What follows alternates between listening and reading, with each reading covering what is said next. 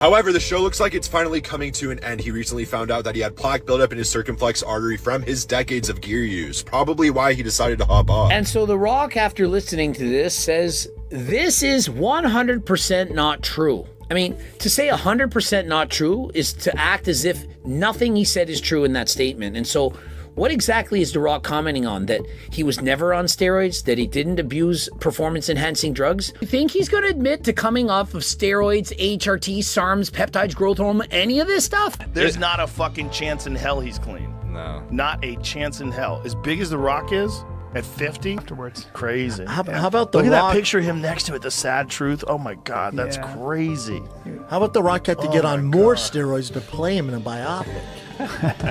That's how big Mark Kerr was. They're like, hey, If hey, you want Rock, it we to need be you to play Mark legit. Kerr. We need you to get him on more steroids. Slim down. I bet getting that big probably felt like shit. Well, someone was like, hey, your heart's going to explode, right? And Yeah. number two, you You're got to 50. He wasn't just another Hollywood star. He was the Hollywood star, the studio's safest bet, the face of billion-dollar franchises, the guy brands lined up to work with. Audiences cheered him from packed wrestling arenas all the way to giant IMAX screens. His life story was packaged as the ultimate glow-up, a man with $7 in his pocket who turned grind, discipline, and relentless positivity into global dominance. Motivational speeches, gym selfies, charity shout-outs, that signature smile everywhere. But behind that polished image, the cracks didn't just appear overnight, they've been spreading for years. And once you stop looking at Dwayne Johnson as a symbol and start looking at the pattern, the vibe shifts completely. Suddenly, it's not just about inspiration, it's about control, ego, image management, and that constant need to win, even when the spotlight isn't supposed to be on him. The first real warning signs didn't come from gossip blogs. They came from inside one of the biggest movie machines in the world, the Fast and Furious franchise. When Johnson stepped in back in 2011 as Luke Hobbs, fans were hyped. He brought muscle, energy, and major star power. Some even said he saved the franchise when it was running on fumes. On screen, it was all about family and loyalty. Off screen, total tension. Insiders later claimed Johnson was difficult on set. Late arrivals, last-minute schedule changes, whole production days getting flipped around his availability, and then came that Instagram post. In what looked like a calculated move, he praised his female co-stars while throwing shade at unnamed male castmates, calling some unprofessional and too scared to confront him. He didn't say names, but everybody knew the target was Vin Diesel. What made it messier? Diesel stayed quiet during filming, finished the job, handled press, and kept it respectful. Later, he described his directing style as tough love. Johnson clearly didn't buy that. Instead of squashing it privately, things escalated. In 2017, Universal dropped a bomb. The Fast and the Furious spinoff. Fast and Furious presents Hobbs and Shaw. No Diesel. No original crew. Just Johnson and Jason Statham leading the charge. Just a little quick shout out to Tyrese, his new album, Black Rose. I just heard it. I literally just heard it. I heard the whole thing in my trailer. And I've got to say, in all honesty, it's the biggest piece of dog shit that I have ever heard. Everyone's laughing, by the way, but it's true because everybody's heard it too. Everyone heard it, right? They look at all, everyone's like, yeah, big piece of dog shit. Shouldn't be called Black Rose, should be called big piece of black dog shit.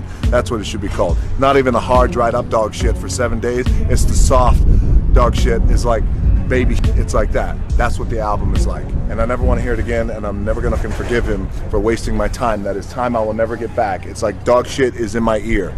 Financially, it pulled in over $700 million worldwide. On paper, that's solid. But culturally, fans weren't feeling it. Many saw it as a power grab, like the heart of the franchise got swapped out for over-the-top stunts and invincible heroes. Even cast member Tyrese Gibson didn't hold back, accusing Johnson of turning the series into his personal flex. Johnson clapped back by mocking Tyrese's music career. That wasn't just industry tension, that felt personal. And that moment hit different. Because this wasn't just creative disagreement anymore. It looked like control issues. The real problem wasn't just clashing personalities. It was space. Johnson didn't seem interested in sharing it. He wanted leverage. He wanted center stage. He wanted to be the gravitational pull of every room he entered. And that energy followed him beyond fast cars and street races. By then, people in Hollywood were whispering about the fine print in Johnson's contracts. Specific clauses that reportedly limited how much damage his characters could take. He couldn't look weak. He couldn't lose too hard. Even in fictional worlds, he had to stay dominant. On the surface, it looked like smart brand protection, but critics started calling it ego preservation. Writers had to tweak scripts, directors had to reshape action scenes, storylines got flattened, so he always stood tall. The result? Predictable movies, no real stakes, fans caught on, critics definitely caught on. The illusion started cracking. Then came the superhero chapter. DC didn't just offer Johnson a role, they gave him influence. Black Adam wasn't meant to be just another blockbuster, it was positioned as a takeover move.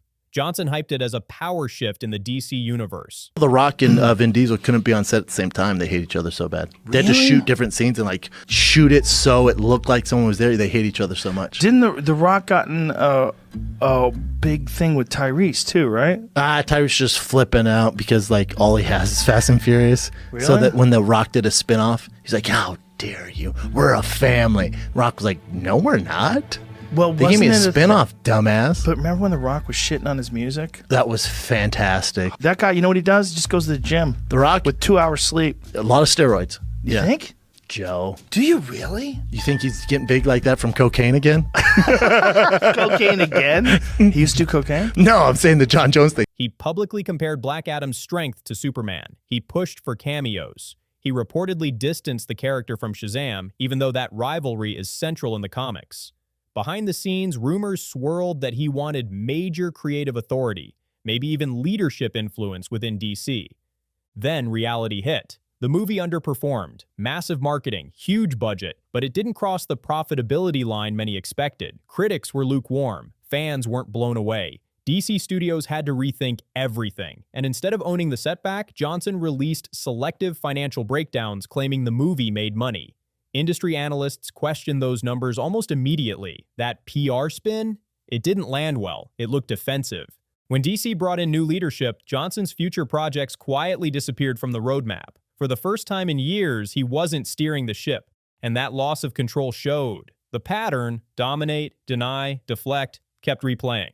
After walking away from DC, the image cracks weren't whispers anymore. They were loud. Public perception still saw discipline and hustle, but insiders were talking about delays and complications. That disconnect exploded during the production of Red 1. On paper, it looked bulletproof. Holiday blockbuster, huge Amazon backing, co-star Chris Evans. A perfect comeback moment. Instead, reports described a chaotic set. Leaks claimed Johnson was frequently hours late. Some days, allegedly absent. Scenes had to be reshuffled. Budget costs ballooned.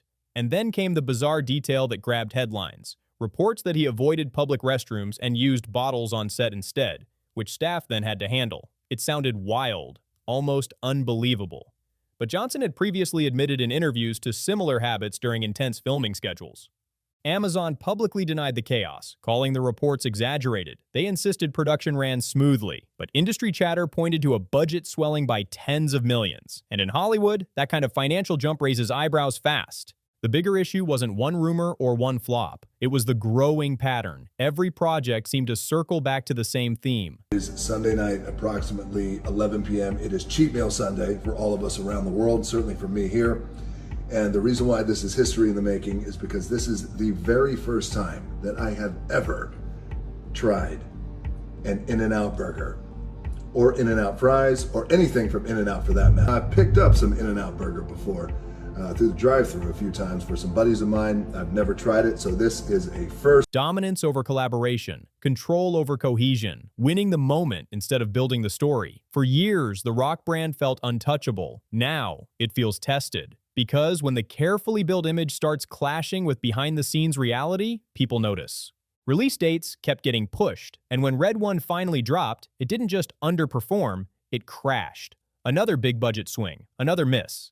And once again, the studios absorbed the hit while Dwayne Johnson walked away with his brand intact. By this point, the pattern was loud. When something worked, it was a victory lap. When something failed, it was complicated, misunderstood, or spun into something softer. Criticism never stuck. It got polished, reframed, and wrapped in positivity until it barely looked like criticism anymore. And that's when the branding started to feel heavy. At some stage, Johnson stopped coming across like a person and started looking like a walking ad campaign.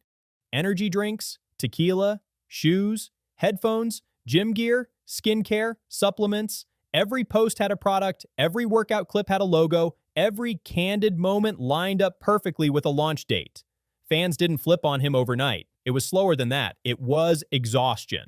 People began asking uncomfortable questions. Why is a bald man promoting hair care? Why does every caption sound scripted? Why does nothing feel spontaneous anymore?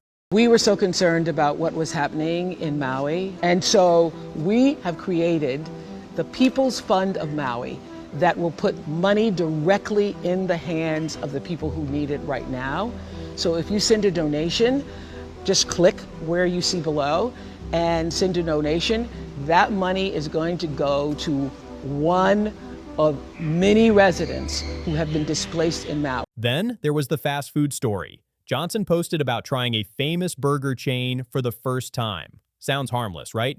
Except fans quickly dug up old photos and videos showing he had visited the same place years earlier. The caption was quietly edited. No explanation, no acknowledgement. Alone, that's small. Together with everything else, it added weight. Because if something that tiny could be adjusted for the narrative, what else was being curated? That question exploded during the 2023 Maui wildfire crisis. Massive fires tore through parts of Maui, and Johnson, who often speaks proudly about his Hawaiian roots, teamed up with Oprah Winfrey to launch a donation fund. On paper, it was charitable. Both of them donated millions, but the optics hit wrong.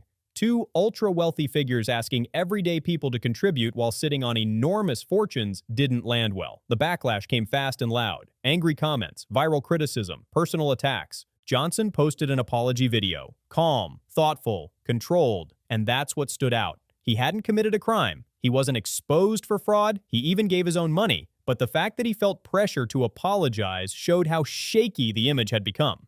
He wasn't reacting to facts. He was reacting to perception. Approval had become the priority. That same tension followed him back to his roots, WWE. When Johnson returned in a corporate leadership role, nostalgia was high. Fans were excited to see the people's champion back in the mix. But once creative decisions started shifting, the mood changed fast. Are we gonna see you? Well, look, you guys know, I feel like you know me, I'm a long gamer. Yeah. And I like to build. And this is something like this. What this is, if myself and Roman Reigns were to main event WrestleMania, and I mean this very respectfully of all the WrestleManias prior, because I grew up in this business and I love it, we could possibly put on the greatest and the biggest WrestleMania of all time. A massive WrestleMania match was teased. The Rock versus Roman Reigns. On paper, it was huge. But there was one issue, Cody Rhodes. For years, Cody had built his story. Fans were invested. They wanted his moment. And suddenly, it looked like he was being moved aside for the bigger star. Social media erupted. Hashtags trended. Clips were disliked into the ground. Fans accused Johnson of hijacking another spotlight. This time, WWE pivoted. The storyline shifted. Cody reclaimed the main event. Johnson stepped back. And for the first time in decades, the people's champion was getting booed like the villain. Then came a moment that felt symbolic. At the 2025 Venice Film Festival, Johnson appeared noticeably leaner, smaller. The massive superhero frame people were used to, gone. Some praised the transformation. Others speculated about health. Online theories started flying that he had stopped using performance enhancers after years of maintaining a nearly impossible physique. Johnson addressed the change publicly, crediting diet adjustments and role preparation.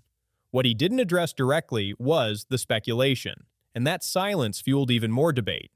By this stage, it almost didn't matter what he said. The audience wasn't just listening anymore. They were analyzing. Every explanation felt strategic. Every denial felt prepared. Every appearance felt like narrative management. There was no dramatic scandal, no arrest, no explosive expose, just something quieter, disbelief. And disbelief is more dangerous than outrage. For years, Johnson built himself as the safest bet in Hollywood. Family-friendly, hard-working, reliable. The guy studios could trust with hundreds of millions. The guy fans could support without hesitation. But over time, that image stopped feeling natural and started feeling engineered. At some point, the pattern becomes too consistent to ignore. The Rock doesn't lose. He recalibrates. He doesn't apologize unless there's strategy behind it. He doesn't step back unless the pushback is overwhelming. And that's why the Venice moment hit so differently. Because for the first time, the physical symbol of dominance looked human. No superhero mass, no towering presence, just a man in a suit looking normal. And when the body shifts, people start rethinking everything else. The contract clauses, the creative control, the reported on-set tensions, the business pivots. It starts to look less like confidence and more like anxiety. Fear of losing relevance, fear of losing leverage, fear of being just another actor in a machine that moves on fast. The irony is sharp. A career built on never appearing weak may have created the very vulnerability he tried to avoid. Strength without humility can feel rigid. Discipline without adaptability can look controlling. Branding without authenticity can create distance. Hollywood hasn't fully turned on him. It might not need to. The audience energy feels different now. Not angry, not furious, just skeptical. And skepticism erodes legends quietly. Once people stop buying the story, every motivational speech sounds rehearsed. Every comeback sounds like damage control. Every smile feels timed. Dwayne Johnson is still powerful, still wealthy, still globally recognized. But the myth? That's the part that feels fragile. And once a myth fades, it doesn't explode. It just slowly dissolves. So what do you think? Is this just a rough chapter in his career, or are we watching the slow unraveling of one of Hollywood's most carefully managed personas? Drop your thoughts below. If you enjoyed this breakdown, like, subscribe, share, and drop your comments down below. I'll see you on the next one.